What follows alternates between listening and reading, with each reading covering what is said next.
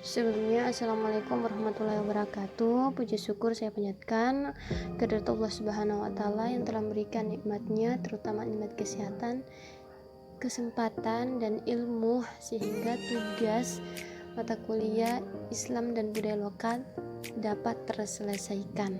Nah, mungkin langsung saja pada topik pembahasan saya, yaitu tentang budaya-budaya di daerah masing-masing. Nah, di sini saya mengambil di daerah Kayawa. Kecamatan Kayawa di pinggir dari letak geografisnya, terdiri dari pulau-pulau kecil dan besar yang ada di gugusan pulau-pulau Halmahera Selatan. Seiring dengan perkembangan zaman dan perubahan struktur pemerintah dan otonomisasi daerah, maka pada tahun 1999 dirubah statusnya dari sebuah kabupaten menjadi Provinsi Maluku Utara, dan Kecamatan Kayawa masuk pada Kabupaten Halmahera Selatan yang beribu kota Labuha. Kecamatan Kayawa adalah sebuah kecamatan yang mempunyai usia yang cukup lama, karena beberapa kecamatan yang lainnya telah dimekarkan menjadi kabupaten. Sementara Kecamatan Kayawa masih tetap dengan statusnya, yaitu kecamatan hingga saat ini. Kecamatan Kayawa mempunyai banyak sejarah dan kebudayaan yang masih dilestarikan dari nenek-nenek moyang hingga kini, dan akan tetap dijaga oleh para kaum muda dan remaja Kecamatan Kayawa. Nah, di sini sejarah kebudayaan Kayawa.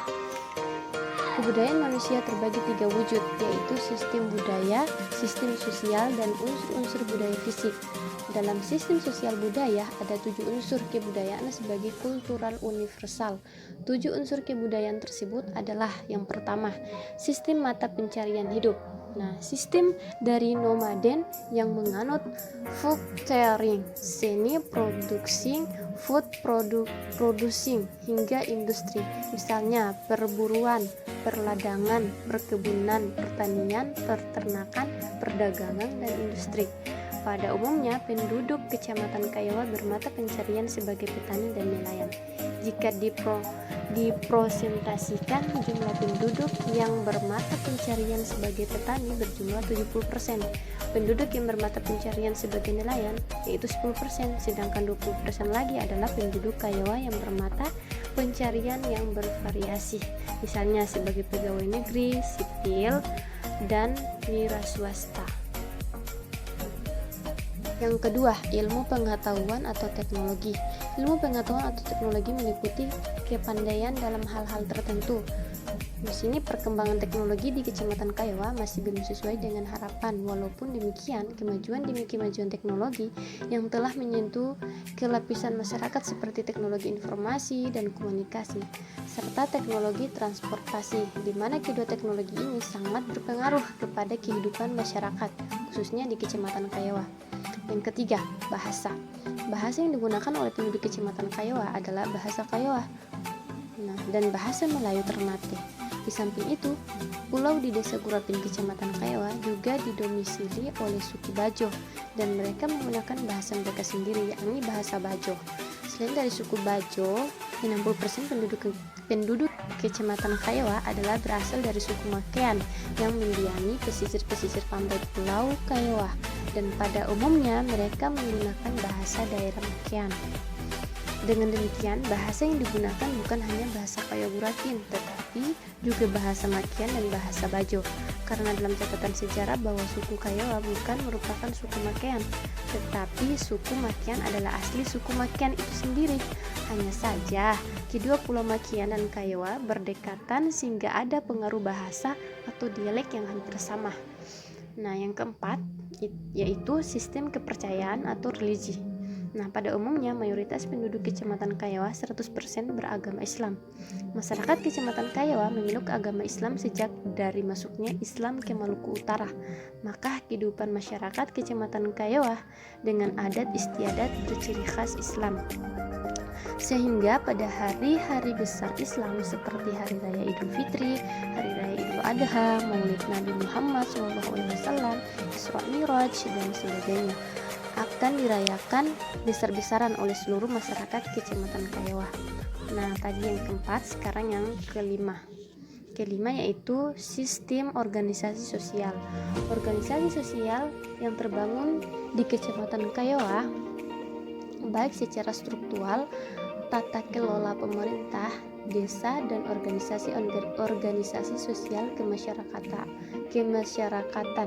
seperti organisasi pemuda dan remaja masjid perkembangan dengan baik. Selain itu pula organisasi politik yang tumbuh dan berkembang di negara kita juga sangat mempengaruhi kehidupan masyarakat Kecamatan Kayowa. Namun, pendidikan politik sampai saat ini sudah merupakan hal biasa yang setiap 5 tahun kita semua akan memilih wakil rakyat dan pemerintah. Nah, yang keenam yaitu kesenian. Nah, peradaban dan perkembangan zaman selalu dibarengi dengan perkembangan di suatu daerah. Di Kecamatan Kayowa mempunyai beberapa tarian khas yang sampai saat ini tetap masih dilestarikan dan dijaga keasliannya agar tidak terpengaruh oleh budaya-budaya dari luar. Tarian-tarian tersebut adalah tarian soya-soya, tarian gala, tarian balumpah atau tarian dana-dana, tarian togal, tarian lalayon, dan lain-lain. Nah, dari beberapa tarian tersebut, tarian soya-soya merupakan tarian yang sangat diandalkan karena tarian soya-soya adalah satu-satunya tarian yang telah diakui oleh tarian nasional yang keasliannya berasal dari Gurapin, Kecamatan Kayowa. Nah, yang ketujuh, kekerabatan. Nah, pada dasarnya kekerabatan persaudaraan yang dibangun oleh masyarakat Kecamatan Kayowa menganut sistem kekeluargaan yang kental dengan kehidupan sosial kemasyarakatan yang sampai saat ini masih terjaga dan terpelihara dengan baik. Pembauran dan pergaulan di Kecamatan Kayowa, khususnya di Gurapin, sangat terbuka dan menerima siapa saja dan dari suku mana saja untuk bisa berdomisili di Gurapin, Kecamatan Kayowa. Ya, mungkin itu dari saya singkat dari daerah kami. Itu saya mengambil daerah Kayowa Gurapin.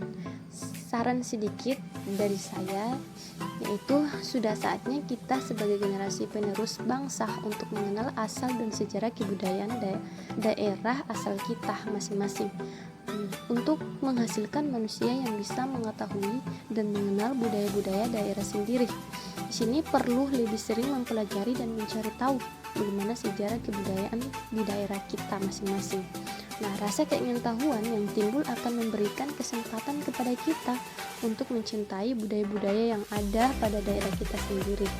Nah, selain itu, kita akan merasa lebih terdorong untuk lebih melestarikan budaya-budaya kita sendiri. Nah, mungkin sekian dari saya. Terima kasih. Wassalamualaikum warahmatullahi wabarakatuh.